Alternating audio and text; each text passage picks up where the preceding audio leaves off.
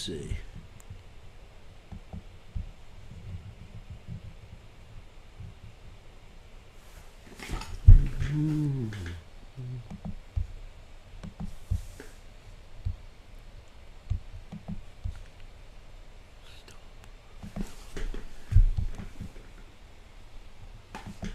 One second.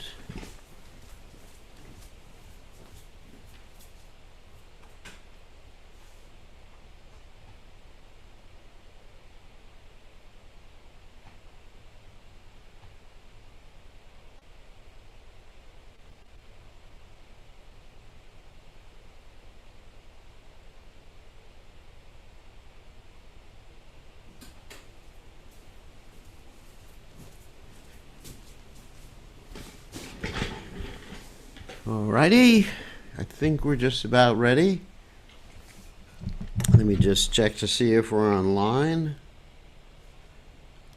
And then we'll be ready to go.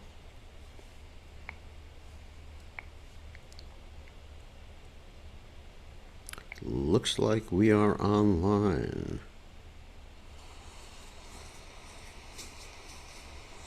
Yep. Alrighty. I think we're just about ready. Okay, we are online. Good. Okay. We're ready to go. And so we'll do some chanting before class.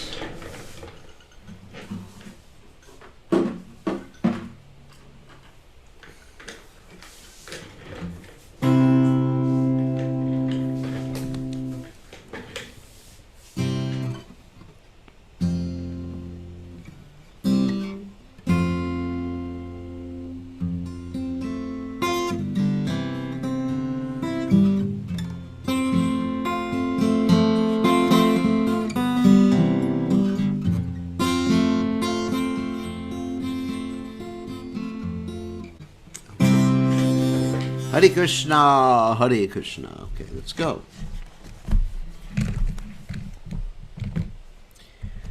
Okay.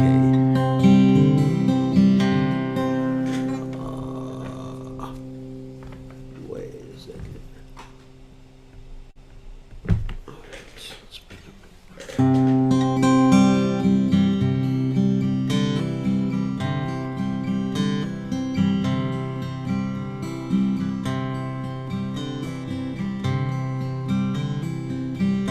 Jeev jago, jeev jago, gorachana vorai,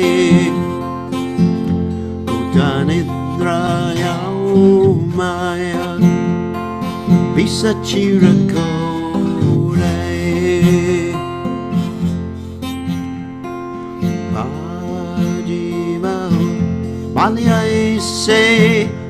Samsara vitare Uliaro here to me Apitanjara bare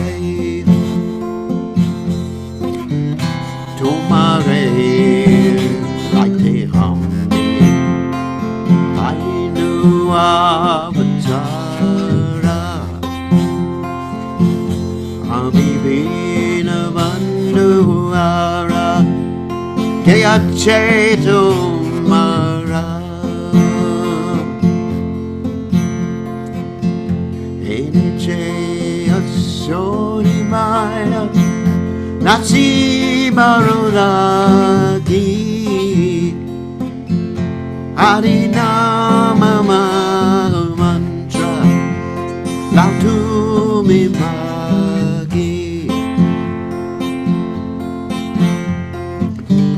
Bhakti Vinoda Prabhu Charane Bhaktiya Say Harinama Mantra Lila Magiya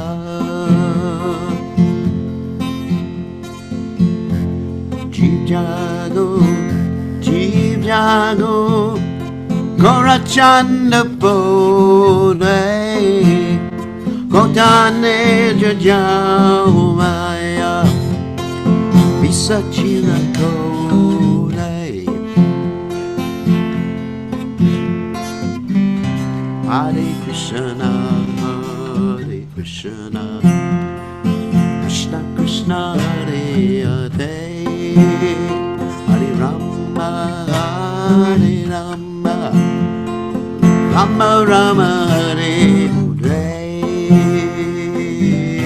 Hare Krishna, Hare Krishna, Krishna Krishna, Hare Hare, Hare Rama, Hare Rama, Rama Rama, Hare Hare.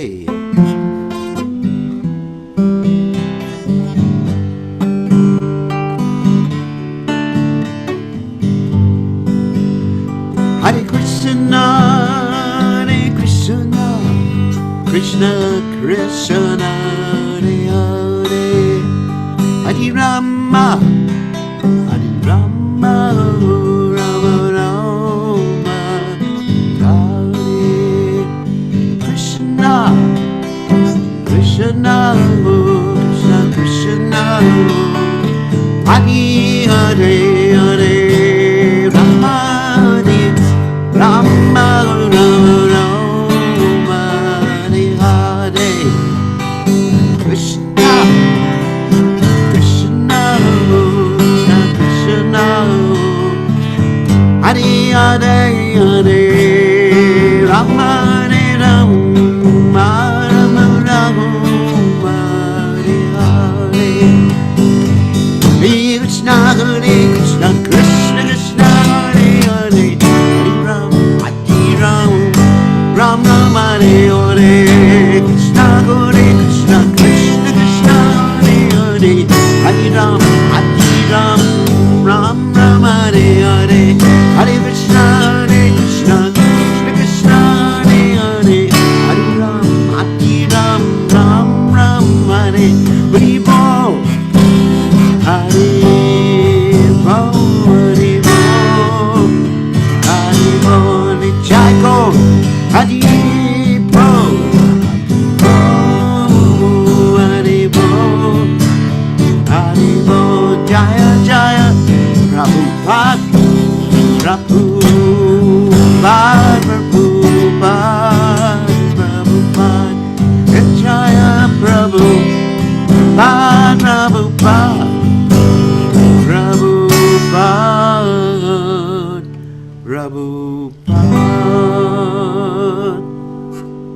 Jai Om Vishnupad Paramahamsa Parabhadikacharya, Old Lieutenant Sitashi Shimad, His Divine Grace Abhaya Charanada Bhaktivedanta Goswami Srila Prabhupada Ki Jai, ISKCON Founder Acharya Srila Prabhupada Ki Jai, Anantakoti Vaishnava Vrinda Ki Jai, Namacharya Srila Hridas Thakur Ki Jai, Param Se Kaho Shri Krishna Caitanya Prabhu Nityananda Shitwaita Gadadha Shiva Siddhi Gaur Bhakta Vrinda Ki Jai, Shri Radha Krishna Gopi Gopinath Shyama Kunda Radhakunda Giri Govardhan Ki Jai, Vrindavanam Ki Jai, Mathuram Ki Jai, Jagannatha Swami Ki Jai, Yamunamai Ki Jai, Shrimati Lasi Devi Ki Jai, Sambhaveda Bhakta Vrinda Ki Jai, Gaur Premananda Hari Hari Bol. Oh, glories the assembled devotees. Oh, glories the assembled devotees. Oh, glories the assembled devotees. Oh, glories to Shri Guru and Gauranga.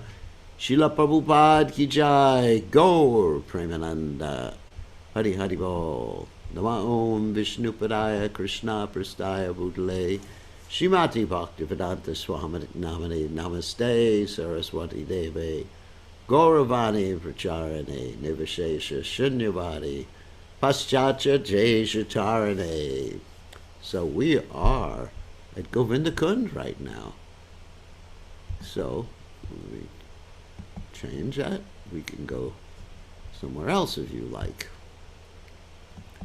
Let us go by the side of Govardhan Hill. Now we are by the side of Govardhan Hill. Because it's kind of nice. Okay, so Om Gana Timiranda Shah Gananjana Shalakaya Chakshur Meditam Yena Tasmai Shigurave Namaha. So, I offer my respectful obeisances unto the lotus feet of my spiritual masters, divine grace, A.C. Bhaktivedanta Swami Srila Prabhupada, who so kindly opened my eyes with the torchlight of knowledge while I was blinded in the darkness of ignorance. So now we are going to, this is an interesting scene. So now, I'm just changing the scenes on this. Everybody's in a picture frame. So now we're going to go on to the Caitanya Caritamrta. So there's one more scene change. This one's interesting. Okay. So we're going to go on to the Caitanya Caritamrta. We're on the 3rd chapter, the Madhya Lila. And let's change this. Hold on. So we're on the 3rd chapter of the Madhya Lila, and we're going to start with text 99, and I'll fill you in on the details when we get there. Jaya Jaya Sri Caitanya Jaya Nityananda Jaya Dvaita Chandra Jaya Gaur Bhakta Vrinda Jaya Jaya Sri Caitanya Jaya Nityananda Jaya Dvaita Chandra Jaya Gaur Bhakta Vrinda. Okay. So we're on the 99th text of the 3rd chapter in the Caitanya Caritamrta Madhya Lila. So what we've been hearing about the last few days, the interactions between Advaitacharya, Lord Chaitanya Mahaprabhu, and especially Lord Nityananda as they are taking prasadam. So just to reiterate a little bit, Lord Chaitanya Mahaprabhu has previously taken sannyas. Lord Nityananda tricked him while Lord Chaitanya was trying to get to Vrindavan. Lord Nityananda tricked him to go to Shantipur, telling him that the Ganges River was the Yamuna, which wasn't completely a lie, because the Ganges and the Yamuna flow together after the Triveni. So, and then Lord Chaitanya was shocked to arrive at Advaitacharya's house, and Advaitacharya is serving Lord Chaitanya and Lord Nityananda with tons of prasadam, and Lord Chaitanya is complaining about it being too much, and Lord Nityananda is complaining about it being too little, and they're having some joking interactions between each other, and finally Lord Nityananda throws some of the rice on the floor. A few particles of the rice stick to the body of Advaitacharya. Advaitacharya starts dancing in ecstasy, and he says, "You have actually spoiled all my smarta regulations." So a smarta, as we described before, is one who's very much attached to the rules and regulations without knowing the purpose behind the rules and regulations, and even accepting many rules and regulations that have no bearing on the purpose. They're simply cultural rules and regulations. So that's what a smarta is. And that's one of the deviations from Krishna consciousness, when one becomes too attached to the rules and regulations. And we gave the example yesterday about one of my godbrothers who said he was going to stoop to my level to speak to me in English because he would love to have a conversation in Sanskrit. And actually, I do not know conversational Sanskrit, whereas this devotee knows conversational Sanskrit.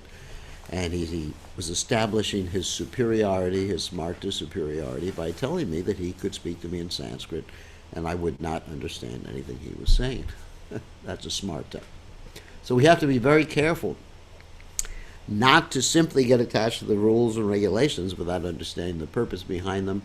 In the Upadeshamrita, there is this statement about the things that deter us in our spiritual path.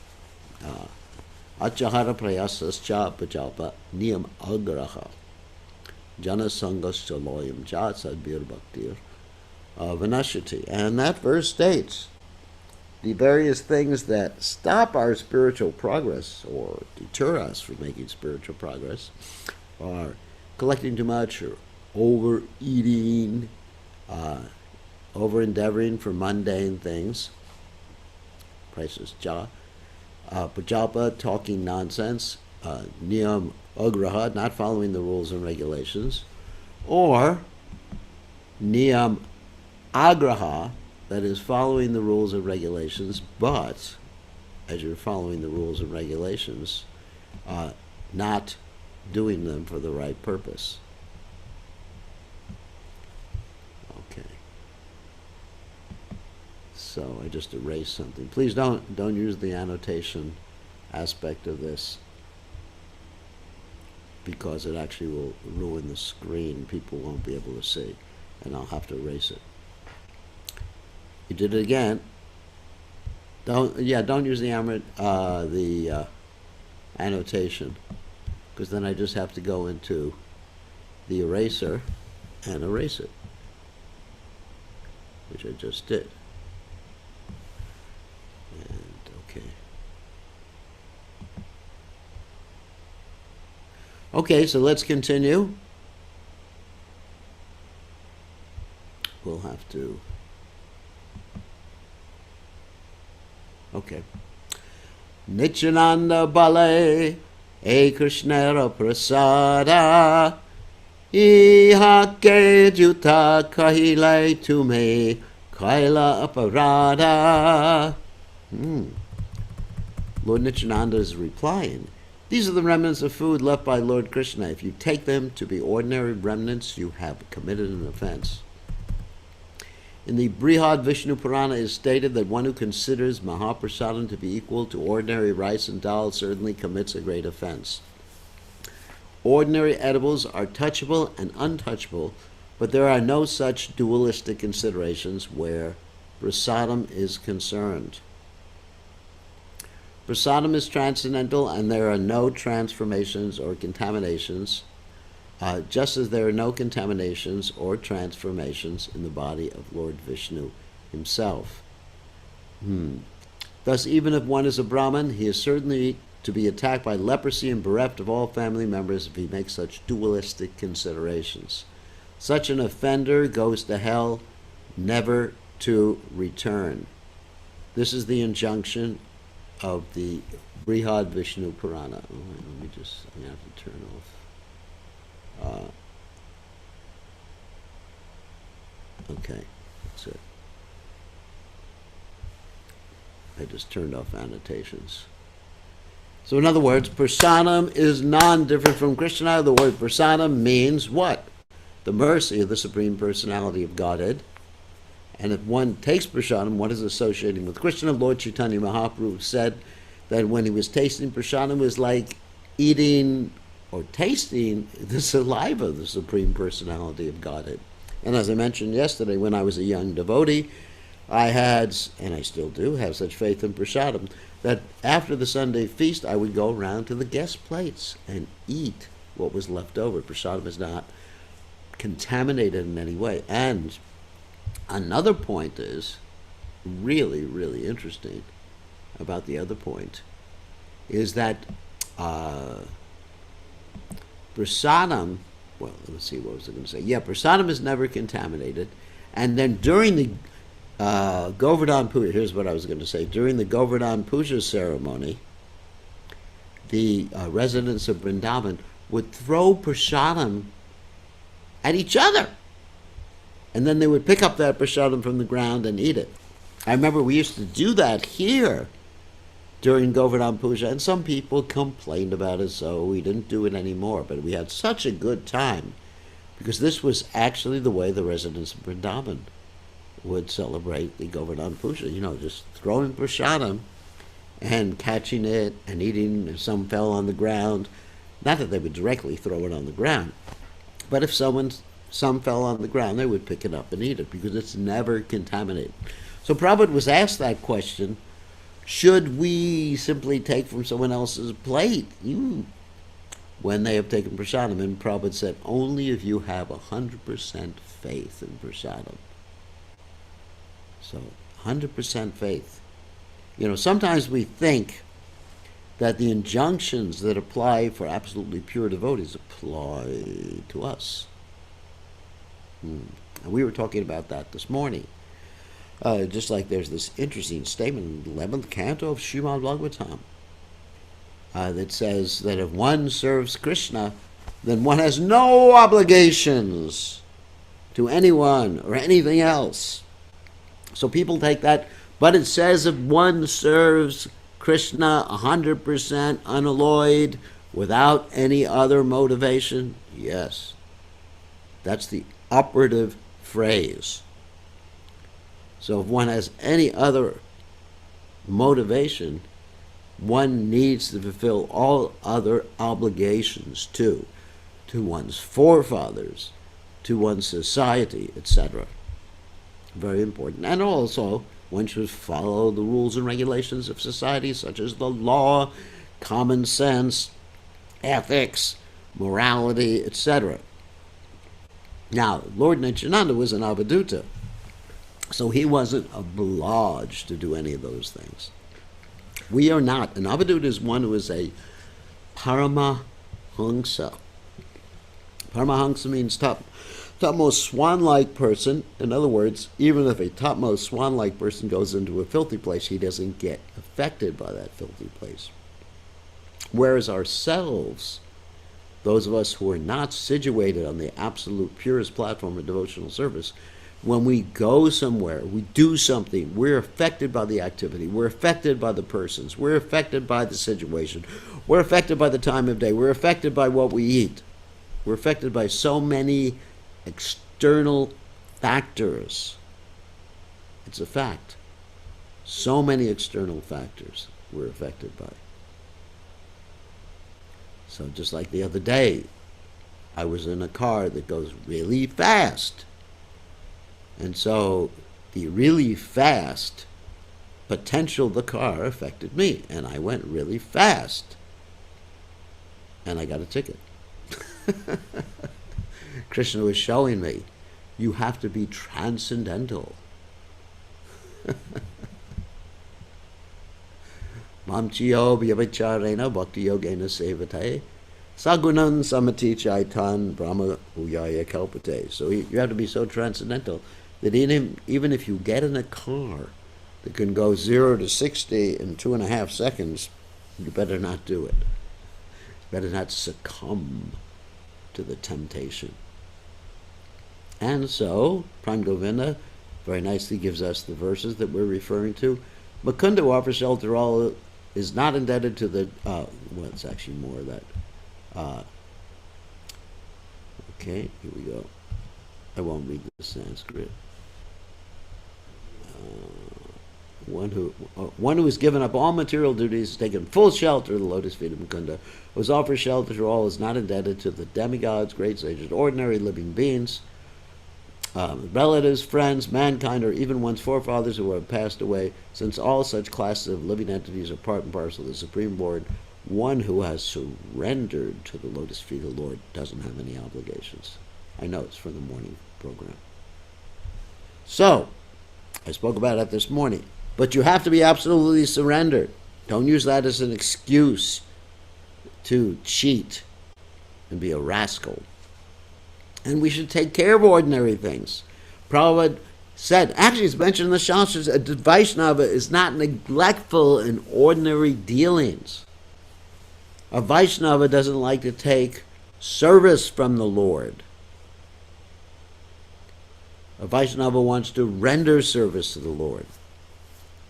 For example, let's say we're scared about the virus. It's a good idea to be scared about the virus. Healthy fear is a good thing. So if we're scared, we want to prevent ourselves from getting the virus, what do? Well, obviously you pray to Krishna. Okay, that's one thing. But you also wear a mask, you rascal. You also observe social distancing, you rascal. You also wash your hands, you rascal. Why? You're saying, oh, Krishna's going to protect me. And look what happened when all those people went to the Kumbh Mela. And so many people, hundreds of thousands of people got the virus. And hundreds of thousands of people are dying. Even there was one chief minister in one state in India said the Ganges water will protect everyone from getting the virus. Well, guess what? It didn't happen. Everybody got the virus. Not everybody, of course, got the virus. And they are saying that the amount of people who got the virus is grossly underestimated. The amount of people who died because of the virus in India is grossly underestimated. And some people say it's underestimated by a factor of 20 to 25. So let's say 200,000, that's the official government statement. 200,000 people died. Let's see, official government statement. Okay. So let's multiply that by 20, conservative. Okay. Very easy to multiply by 20. First you add a 0, then you get 2 million, and then you double it. Right? Mathematics, I can do that in my head. You get 4 million. And that's because people had political rallies, and that's because people went to these festivals like Kumbh Mela. Because the material energy acts in a certain way. Now, if you're Prahlad Maharaj, then you can challenge a demon like Hiranyakashipu. Yes, you can go up to Hiranyakashipu, who's the most powerful person in the universe other than Krishna and Lord Brahma. And you can say, hey, Dad, I think it's good for you to take sannyas. You're chewing the chewed. You can do that if you're on the level of Prahlad Maharaj. And then Lord Nrsimhadev will come and take care of everything or protect you. You know, you can be thrown off a cliff. You can be put in let's say in a cage of snakes. You can be thrown into fire. You can be fed poison. Sure. But are you Prahlad Maharaj? I don't think so. I don't think you're on the level of Prahlad Maharaj. Therefore, don't go up to Hiranyakashipu and challenge him. Don't go to a dangerous area in the city in the middle of the night and say, I have money. You know, you have to exercise precaution. Use the God-given brain that you have. And don't think that Krishna will protect you if you act like a fool. If you ignore common sense, if you ignore objective reality, if you ignore scientific facts, that's called cognitive dissonance. It is a mental disease. But if you're like Prahlad Maharaj, okay. Or if you're like the Goswamis of Vrindavan, you can eat a pat of butter every 3 days and survive. Can you imagine that?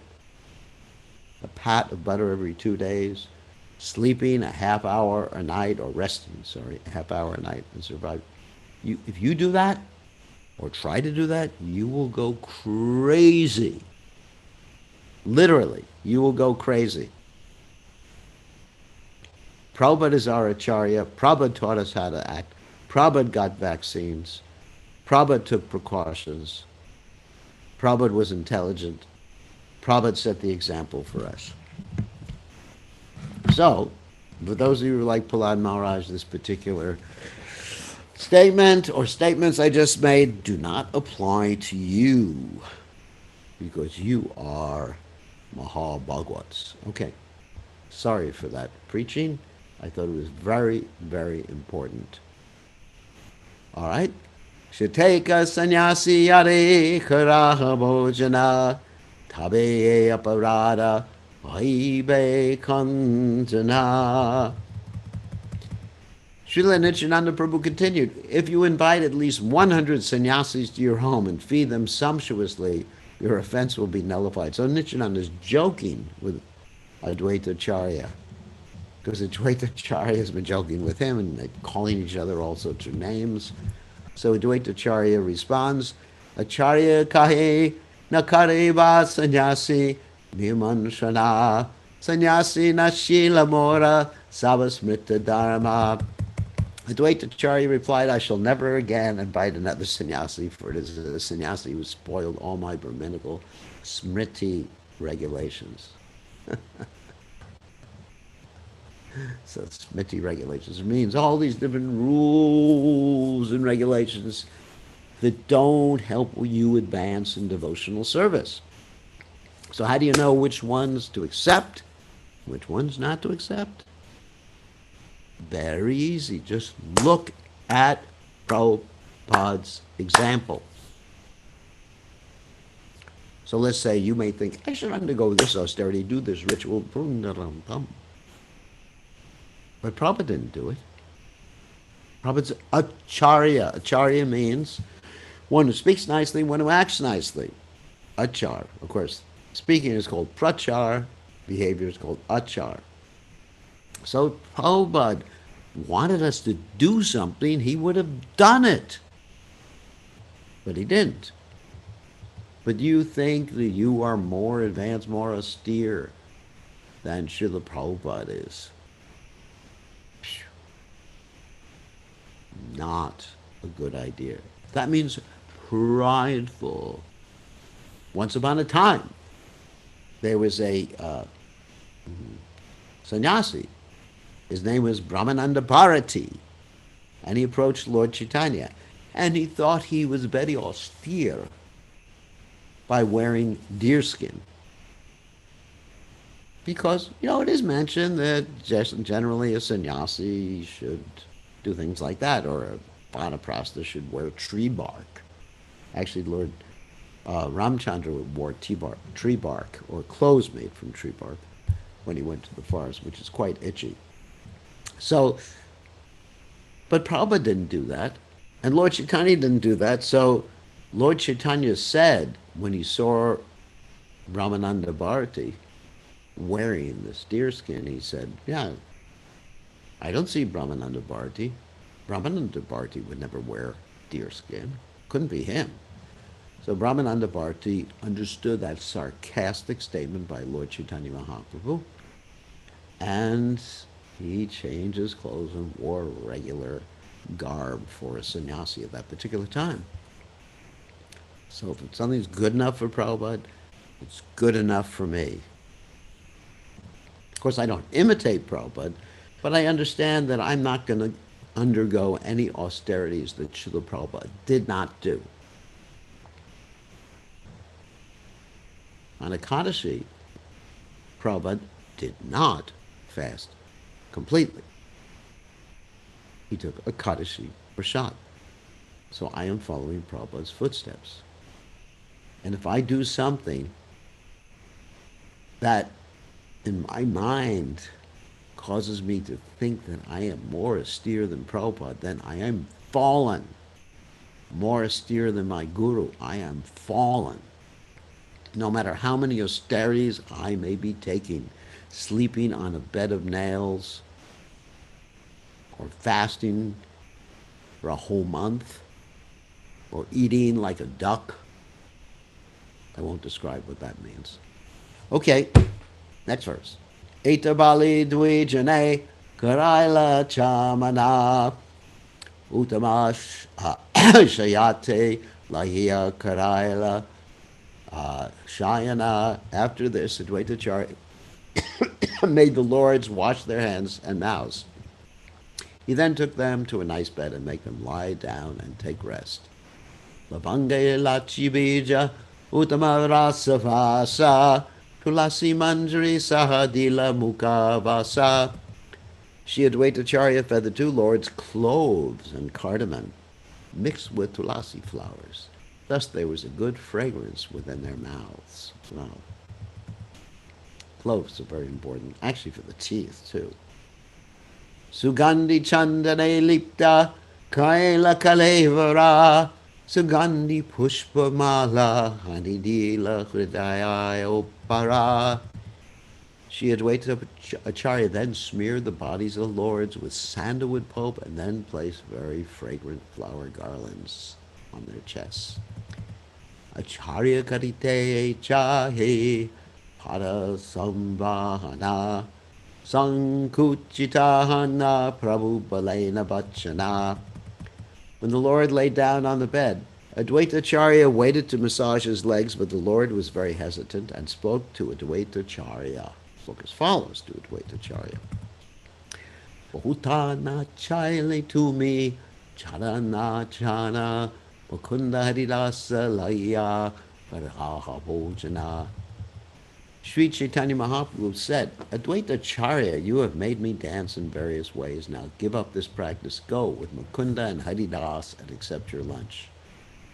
Sri Chaitanya Mahaprabhu is here telling Advaita Acharya that it is not befitting for a sannyasi to accept nice beds to lie on or to chew cloves and cardamom and have his body smeared with sandalwood pulp. Nor is it befitting for him to accept fragrant garlands and have his legs massaged by a pure Vaishnava. You have already made me dance according to your vow. Chaitanya Mahaprabhu said, now please stop it. You can go and take your lunch with Mukunda and Haridas. So actually a sannyasi has many restrictions. He's not supposed to have a nice bed to lie on. He's not supposed to enjoy his senses. He's not supposed to smear his body with sandalwood pulp. Lord Chaitanya allowed that with Advaita Acharya. Now that's something else. Later on, when he was offered sandalwood oil by Jagadananda Pandit, he refused to accept it. And later on, when he was offered a nice bed, he refused to accept it in Jagannath Puri. So they just had to take banana leaves and tear them up and put them inside an old cloth that Chaitanya Mahaprabhu said so he would have a softer place to lay down on. So these are the rules for sannyasis. Not to eat opulent food. Very important. Very important, because one who eats opulent food, if he's not on a very high level of devotional service, his devotional service becomes spoiled because one becomes more lusty. Vatsa vegam manasa kroda vegam jiva vegam udara pashta vegam. So one has to be very careful, because when you eat very opulent food, like very fatty food. Actually, Prabhupada described that eating fatty food makes you very lusty. Oh my God. Prabhupada was talking about the pigs, how they would eat very fatty food and they become very lusty. So, don't want to discourage any of you. Tabeta charya sange lana dvijane karilai chaya bhojana yeyachila mane. Thereupon Advaita Acharya took prasadam with Mukunda and Haridasa, and they all wholeheartedly ate as much as they desired. Shantipurera lokashuni prabhora hagamana dekite aela loka prabhura charana. When the people of Shantipur heard that Lord Chaitanya Mahaprabhu was staying there, they all immediately came to see his lotus feet. Hari Hari Bolle Loka Anandita Na Chamatkara Pulla Prabhura Sundarya Dikina. Being very pleased, all the people loudly began to shout the holy name of the Lord. Hari Hari. Indeed, they became struck with wonder upon seeing the beauty of the Lord. Gaur Deha Kanti Surya Jiniya Ujvala Arunavastar Kanti Tahe Kare Chalamala. They saw Sri Chaitanya Mahaprabhu's very fair complexioned body and its bright luster, which conquered the brilliance of the sun. Over and above this was the beauty of the saffron garments that glittered upon his body. me just check the Bengali right now. Huh. Yeah, Aruna Vastra Kanti. Uh, Ase aya lokaharshe nahi samadhana lokera sangate dina boila vasana. People came and went with great pleasure. There was no calculating how many people assembled there before the day was over. Sanjate acharya arambila sankirtana acharya nachena prabhu karena darashana or darshana. As soon as it was evening, Advaita Acharya began the congregational chanting, even began to dance himself, and the Lord saw the performance. Nityananda Goswami Bhule Acharya Danhina Uridasa Pache Nache Hara Shita Hina. When Advaita Acharya began to dance, Nityananda Prabhu began dancing behind him. Haridas Thakur, being very pleased, also began dancing behind him. Ki kahiba re saki ajuka nanda khora chiradine madhava mandire mora. Advaita Acharya said, "My dear friends, what shall I say? Today I've received the highest transcendental pleasure. After many, many days, Lord Krishna is in my house." This is a song composed by Vidyapati, who is a poet. Sometimes the word Madhava is misunderstood to refer to Madhavendra Puri. Advaita Acharya was a disciple of Madhavendra Puri, and consequently some people think that he was referring to Madhavendra Puri by using the word Madhava. But actually this is not the fact. This song was composed to commemorate the separation of Krishna from Radharani during Krishna's absence in Mathura. It is thought that this song was sung by Srimati Radharani when Krishna returned. It is technically called Mathura Viraha. That means the separation of Mathura. E para Gayalya Harshe Karena Nartana Sveda Kampa Pulakashru Punkara Garjana. Advaita Acharya led the Sankirtan party, and with great pleasure he sang this verse. There was a manifestation of ecstatic perspiration, shivering, raised hairs, tears in the eyes, and sometimes thundering and bellowing. Hiri, hiri, kabu prabora darena charana, charane dadiya prabore valena vachana. While dancing, Advaita Acharya would sometimes turn around and catch the lotus feet of Sri Caitanya Mahaprabhu. Advaita Acharya would then speak to him as follows. Anekadina tumi more vidaila bandhya kareti punyachiri hebe rakiva bandhya. Advaita Acharya would say, "Many days you have escaped me by bluffing. Now I have you in my home, and I will keep you bound up."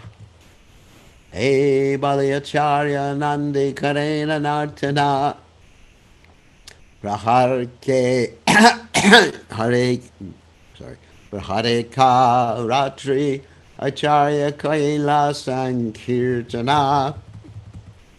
So speaking, Advaita Acharya performed congregational chanting with great pleasure for 3 hours that night and danced all the time.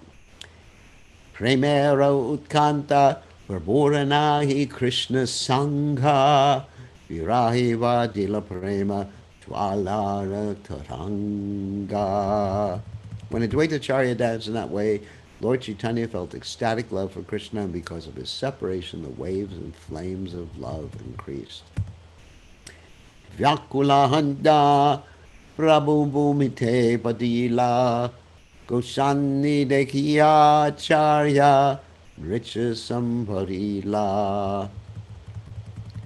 Being agitated by the ecstasy, Sri Chaitanya Mahaprabhu suddenly fell to the ground. Seeing this, Advaita Acharya stopped dancing.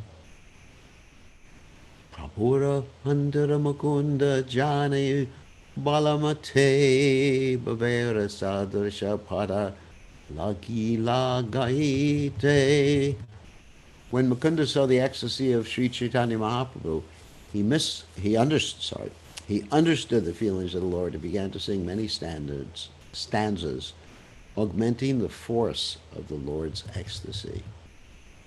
Acharya utaila prabhuke karite nartana parashuni prabhuranga nayaya dharana.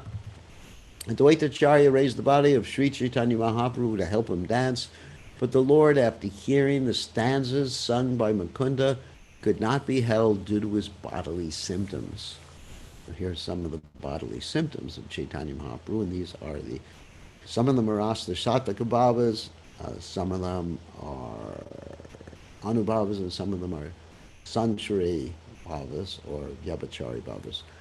Ashru Kampa Ulakasveda Gadgadavachana Shane Hute Shane Pate Shane Karodana. Tears fell from his eyes and his whole body trembled. His bodily hairs stood on end. He perspired heavily and his words faltered. Sometimes he stood and sometimes he fell and sometimes he cried. So these are the symptoms of love. When one is madly in love, and for a pure devotee of the Lord, and of course for Lord Krishna when he's in the mood of his purest devotee, that is, Srimati Radharani, these symptoms are always there, although sometimes they're manifest and sometimes they're not manifest, but they're always there. They're Sataka Bhava. I mean, they're part of the constitutional nature of a pure devotee. And sometimes they come out, and that's the Anubhavas and the Sanchari Bhavas and the Sataka Bhavas that manifest themselves. Okay. Ha ha prana priya saki kina haila more kanu prema vishe moratanu manajare. Mukunda sang, my dear intimate friend, what has not happened to me due to the effects of the poison of love for Krishna? My body and mind have been severely afflicted. So when Mukunda saw that Chaitanya Mahaprabhu was feeling ecstatic pain and manifesting ecstatic bodily symptoms, all due to feelings of separation from Krishna, he sang songs about Srimati Radharani's meeting with Krishna. Advaita Acharya also stopped dancing. So we should understand all these different manifestations of ecstasy are manifested in a perverted way here in the material world. Everything that we have here is there in the spiritual realm in its original, pure, pristine state. There's even intoxication there in the spiritual world, as we mentioned several times before. Of course, you have Lord Balaram getting intoxicated, wanting the Baruni beverage, and he gets so intoxicated he asks the Jamuna River to come close, and when she doesn't come close, he actually takes his plow and makes different rivulets come closer to him so he can go bathing in the Jamuna River. And then you have Krishna and the gopis sometimes taking intoxication, honey wine. And it's described in one pastime, and I forget where it is, that they were taking the honey wine, pouring it into glasses, and one person had the glass upside down, and she poured the honey wine on the stem or the bottom of the glass, and the honey wine went all over the place. So there's actually that intoxicating, there's madness in the spiritual world because that's happiness. Just like in the material world, you experience intense emotions that give you joy, whether it's the emotion of love, lust, or whether it's the emotion of fear. That's why people go on roller coasters. I don't know if you know what a roller coaster is, but in the amusement park they have these things, roller coasters, or they go to a horror house. When I was young, we went to different amusement parks, and I always liked the ride that went through the horror house. You go on this, you sit on the seat, and the ride would take you through different scenarios where ghosts would jump out at you, or skeletons would jump at you, or some mummy would jump, not mommy, mummy would jump out at you, and it was so joyful getting scared. It's interesting. Getting scared, or the thrill. When I was young, also we went skiing, and there's a thrill of going down the side of this of the mountains, and everything rushing at you. And so there was like an adrenaline rush. So in the spiritual world, you have these symptoms, but not the perverted symptoms that we experience in the material world, but you have these symptoms in their original state, in their own relationship to the thrill of love of Krishna, to the fear of losing Krishna, to the anger with Krishna. Pretty interesting, isn't it? It's all related with Krishna, but every minute in the spiritual world is a thrill, complete thrill. There's no boredom there. Here in the material world, because it's so damn boring, we got to go places for a thrill. Like people wait till the summer vacation. Okay, the work is over, boring. What am I going to do for a thrill? Let's go to Disney World and get scared. Let's go to Disney World and get entertained. Let's go to a movie so we can have some suspense, some thrill, because life is just boring, isn't it? You thinking life is boring? In the spiritual world, ain't nothing boring. Everything is thrilling at every minute. Okay, so on that happy note, we went up to, let me just write this down. Oh, there goes my glasses. Actually, let me pick this piece of paper up for the Bhagavatam verse. So, where is my pen? There it is. So we got up to text 124 today. 124, 99 to 24. So we know where to continue tomorrow. Okay, so Fiji Resort. Yeah, people go to Fiji Resort. I mean. Okay, so let's hold on a second. Let's let you unmute yourselves so you can ask a question. We got 39 people tonight. Okay, who has a question? Hare Krishna, Fateh. This is Vishpesh. Rishikesh, Krishna, sir. you have a question? Yes. Uh, I just want to understand how do you differentiate between real faith and blind faith? How do you know whether you have a real faith or you're just following something whimsically?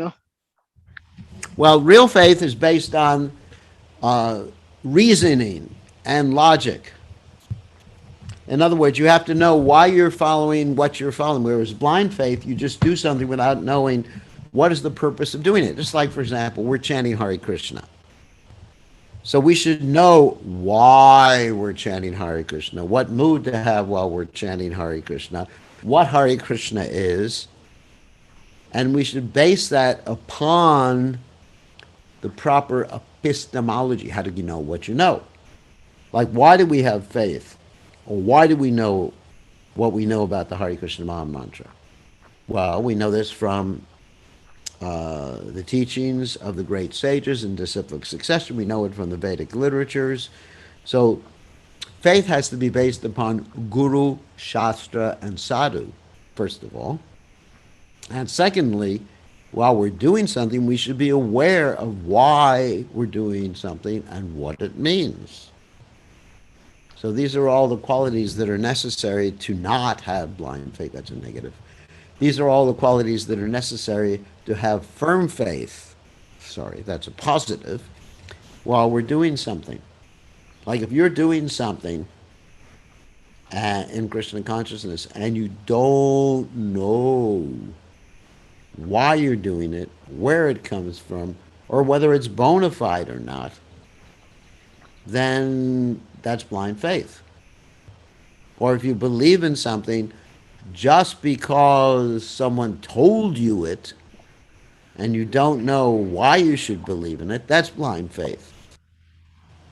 For example, most people follow certain religions because their parents taught them that, and or follow certain rituals because their parents taught them those things. That's blind faith. So they should base their faith or belief, let's use the word belief, on Guru, Shastra, and Sadhu. Those are the three checks and balances. Just like we chant Hare Krishna. How do we know what the Hare Krishna mantra means? We have the Caitanya Charitamrta that informs us. We have the Bhagavatam that informs us. We have the disciplic succession, devotees in disciplic succession that inform us.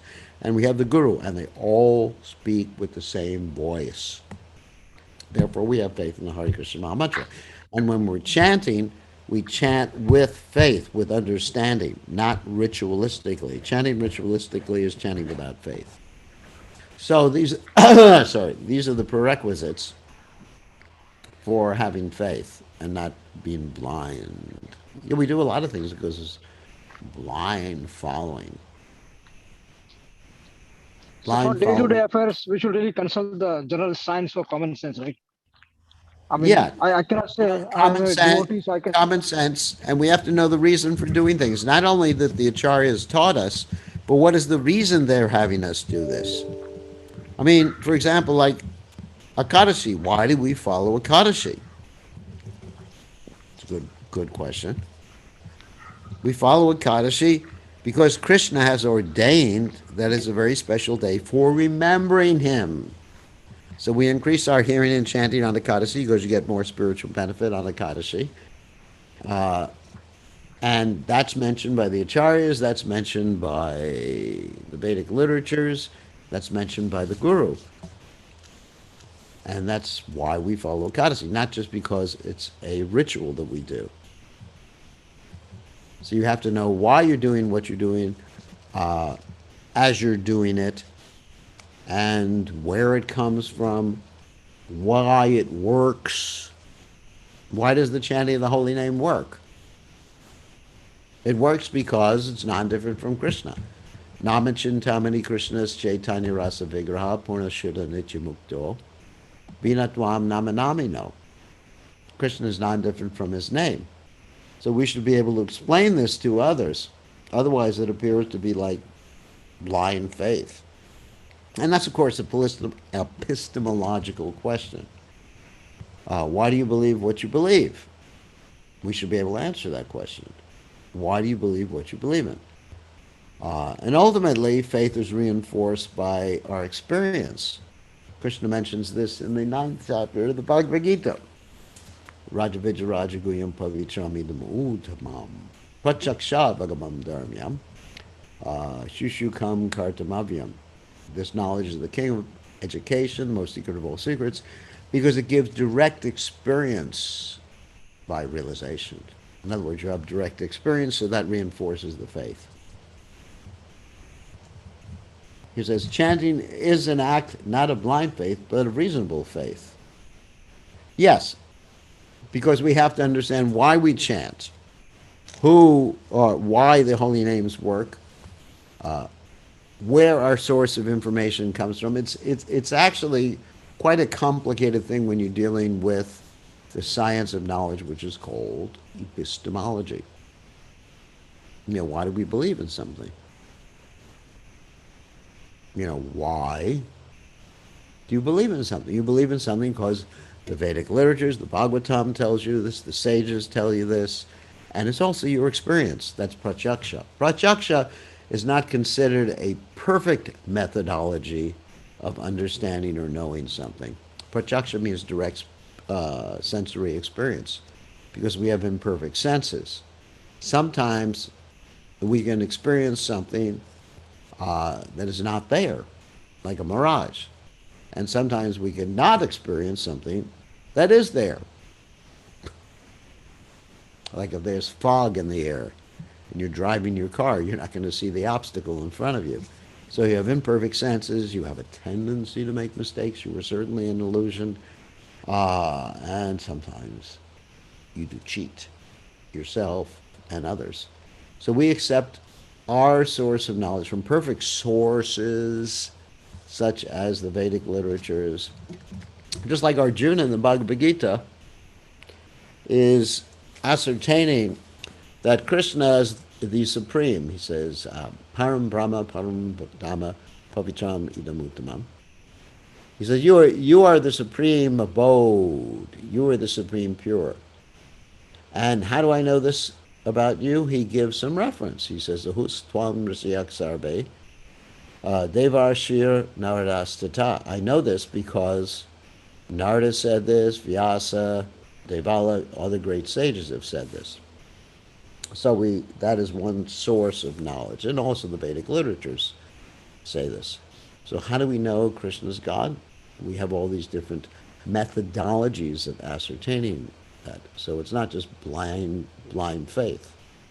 Everything we do, we should know why we do what we do, and we should be able to give a shastric, spiritual, scientific explanation of why we do what we do, and we should be thinking of why we're doing something while we are doing it. Otherwise, it's blind faith. Even if you know why you're doing something, but if you're just doing it ritualistically, that's like blind faith too. How's that sound? Okay, so who has another question?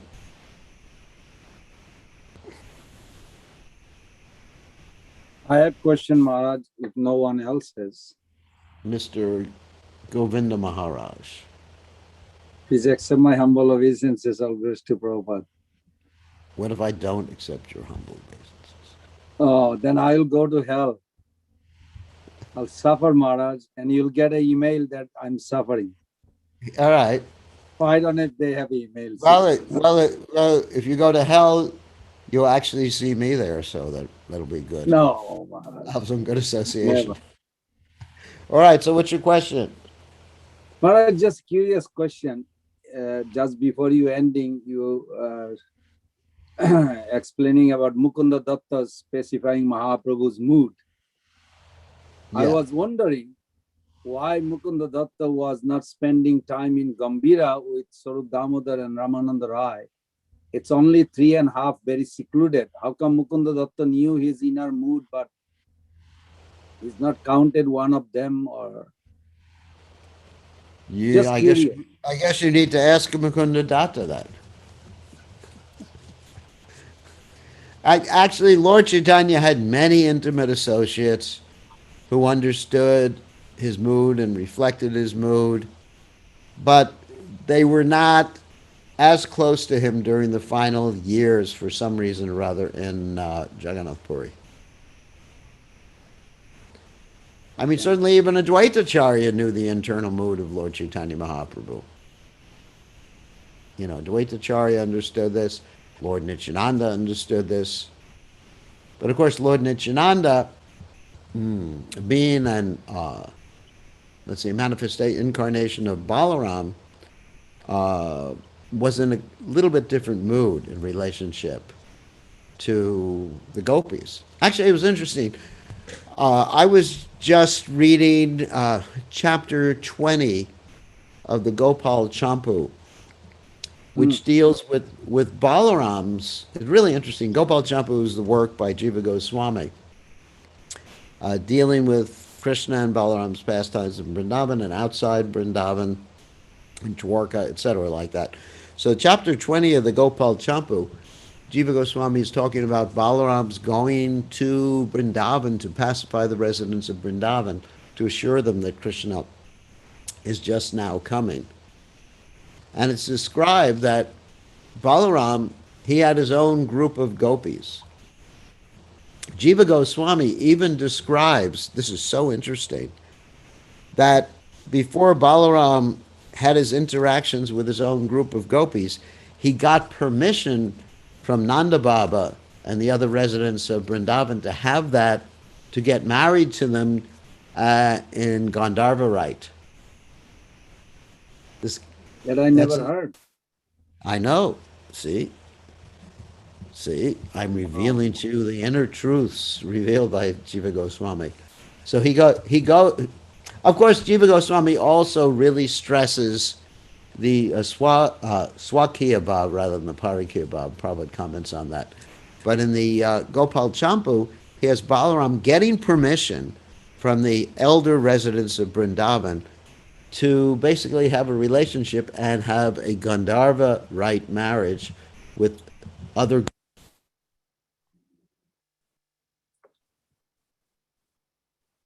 I cannot hear you.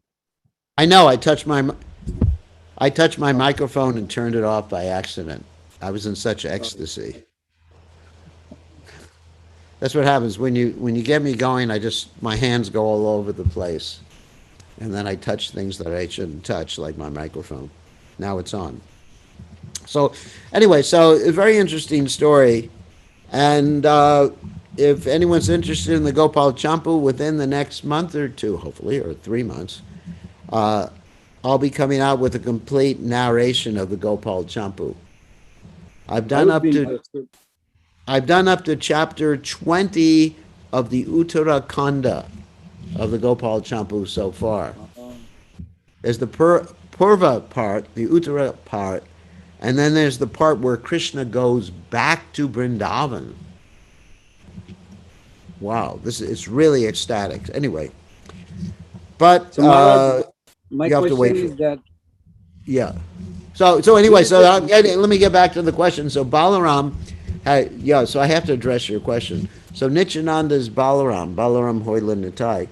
So his relationship with Lord Chaitanya is not to remind Lord Chaitanya of the gopis. It's completely different. You don't find Lord Nityananda and Lord Chaitanya talking about the gopis Mhm. at all. Because No. Lord Nityananda's associates are cowherd boys generally.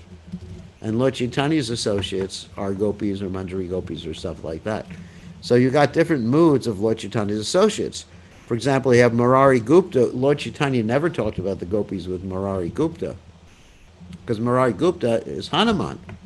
So each and every Yes. devotee had their specific mood in relationship to Lord Chaitanya.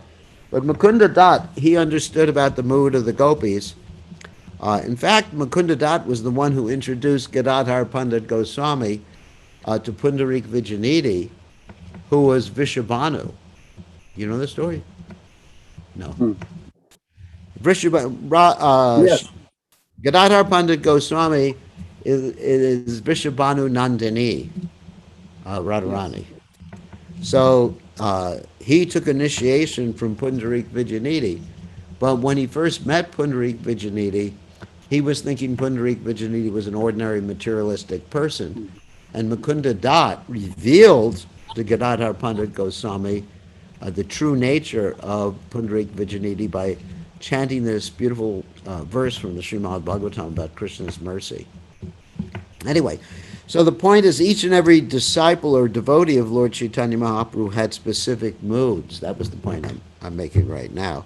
And some of them were compatible with the Madhurya Bhav, and some of them were compatible with Sakya Bhav, and some of them were compatible with Dasya Bhav or Vatsalya Bhav.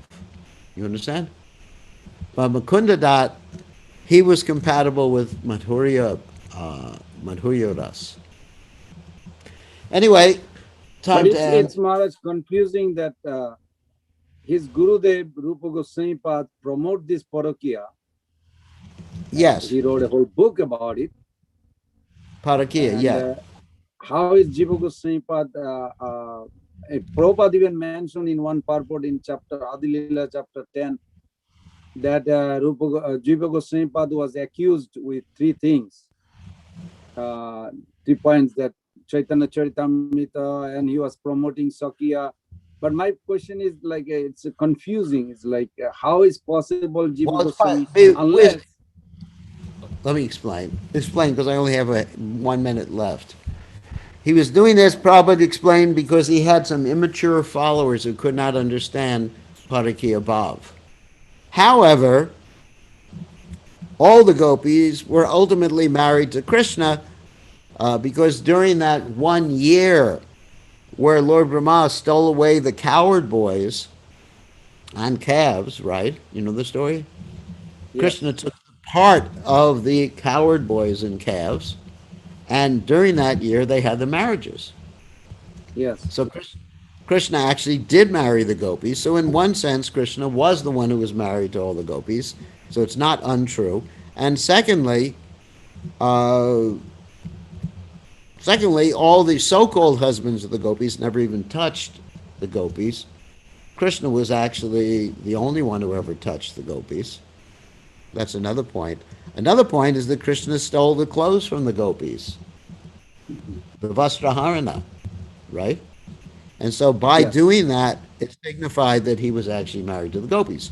So it's not wrong to say that Krishna had a Swakiya relationship with the gopis, because he was, in essence, married to the gopis. Plus, there were actually play marriages performed. One of them was performed by Lord Brahma between Krishna and Radharani, right? That's in Garga Samhita. Yeah, that's in the Garga Samhita.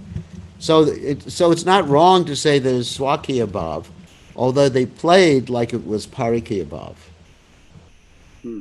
So, I mean, it's not, these are the Lord's pastimes. Plus, another point, nobody, the gopis don't belong to anyone but Krishna. Nobody's wife belongs to them. If anyone is thinking that their wife is their property, that's illicit relationship on a higher spiritual platform. You understand? Yes. Because actually, Yes. Ishabashamidam sarvam yatkancha jagacham jagat tena jaktayana punjita margudha kashasvidanam. Okay, I gotta end. Okay, thank